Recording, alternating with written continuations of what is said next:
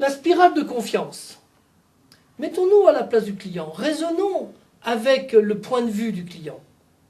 Et partons de la fin, partons du résultat et remontons vers la cause. Et découvrons ensemble un certain nombre de facteurs qui conditionnent la réussite dans un cycle d'entretien de vente. Nous avons vu à plusieurs reprises à quel point la recommandation signait un acte de vente parfaitement réussi, c'est-à-dire un client qui est simplement désireux de nous recommander à d'autres personnes. Et ainsi fait tout notre travail de prospection et de prise de rendez-vous. Donc, le client n'est prêt à nous recommander que dans la mesure où il est vraiment satisfait. S'il est vraiment satisfait, c'est qu'il a été livré, bien sûr, de son produit, et que pour cela, il y a eu un engagement de sa part. Et un engagement de notre part. Voyez ?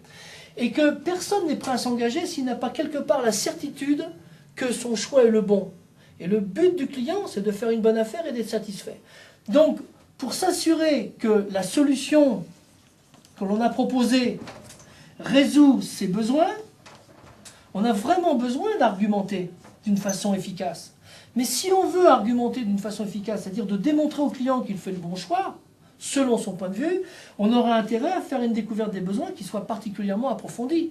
Il ne suffit pas simplement de savoir ce que veut la personne, il faut aussi savoir pourquoi il le veut, et qu'il puisse mesurer l'intérêt.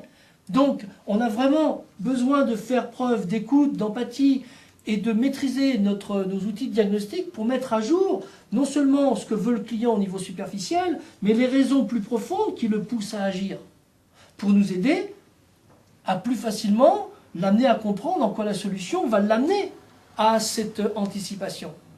Maintenant, est-ce que vous croyez que les gens sont prêts à nous livrer leurs besoins et le fond de leur cœur?